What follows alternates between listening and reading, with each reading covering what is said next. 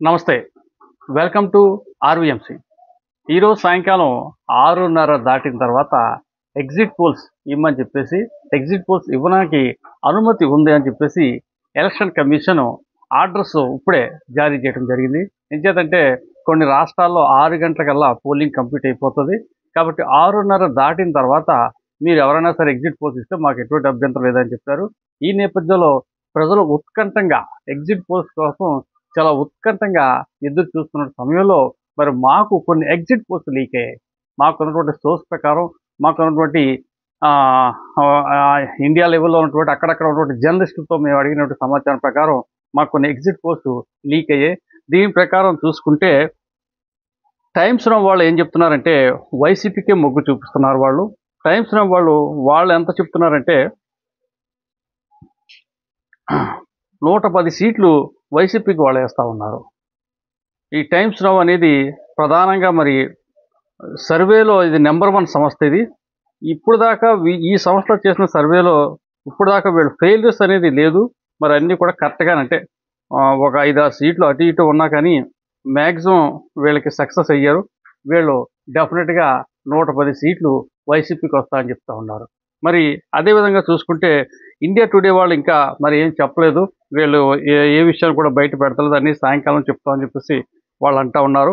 ఇకపోతే Naganna survey last 2019లో వైసీపీకి కరెక్ట్గా వీళ్ళే చెప్పారు. వీళ్ళు ఇప్పుడు కూడా 95 నుంచి 103 సీట్లు వైసీపీకి ఇస్తూ ఉన్నారు. మరి ఇంకో విధంగా చూసుకుంటే ఇంకొక సర్వే ఒకటి ఉంది. అది కూడా అంటే ఆ సర్వే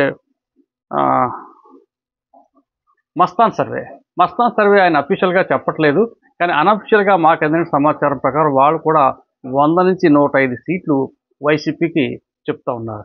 ఇకపోతే జర్నలిస్ట్ వైఎన్ఆర్ కూడా అతను ఛానల్లో అనాలిసిస్ చేస్తూ ఉన్నాడు. బయట కూడా కొంతమంది తీసుకున్న సమాచారం ప్రకారం మేము కూడా వైసీపీకి ఇస్తాం, 100 సీట్లు వైసీపీకి వస్తామని చెప్పేసి వాళ్ళు కూడా ఈరోజు నైట్ ఎగ్జిట్ పోల్స్ ఇవ్వనున్నారు. 9 గంటకల్లా వాళ్ళు ఎగ్జిట్ పోల్స్ ఇవ్వనున్నారు.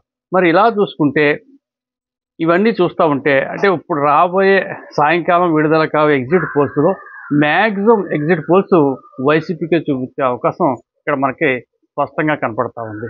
మరి నిన్న కాక మొన్న మాజీ ముఖ్యమంత్రి నారా చంద్రబాబు నాయుడు గారు అమెరికా నుంచి వచ్చిన సందర్భంగా కొన్ని నియోజకవర్గాల్లో పోటీ చేసినటువంటి ప్రముఖ అభ్యర్థులు అంటే అచ్చెన్నాయుడు లాంటి వాడు, ప్రముఖ అభ్యర్థులు కొంతమంది నిమ్మల రామనాయుడు గారు, ముమ్మడివరం దాట్ల సుబ్బరాజు గారు, ఇటువంటి సీనియర్స్ అందరూ కూడా వెళ్ళి చంద్రబాబు నాయుడు గారిని కలిస్తే ఆయన ఏమన్నారంటే కూటమికి 130 సీట్లు ఖచ్చితంగా రానున్నాయి, నో డౌట్ అని చెప్పేసి నియోజకవర్గాల వారీగా మీ ఎక్కడెక్కడైతే ఏ కాన్స్టిట్యున్సీలో ఎంత పోలింగ్ జరిగింది, ఈ పోలింగ్లో మనకు అనుకూలం ఏంటి, వ్యతిరేకం ఏంటి అనేది ఆయన లెక్కలో తేల్చి చెప్పేశారు. దీంతో అభ్యర్థులు చాలామంది చాలా ధీమాగా బయటకు వచ్చిన పరిస్థితి కనపడతా ఉంది.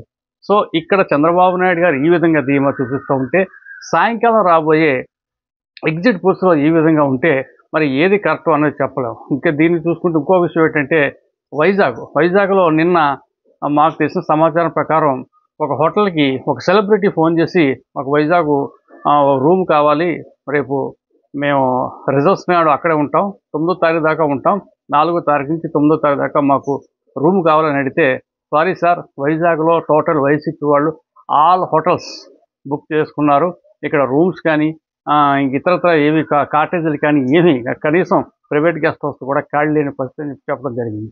సో ఇదంతా చూస్తుంటే వైసీపీ వారి ధీమా ఏంటనేది మనకు అంతు చిక్కట్లేదు. సో చూద్దాం, వెయిట్ చేద్దాం. Thank you.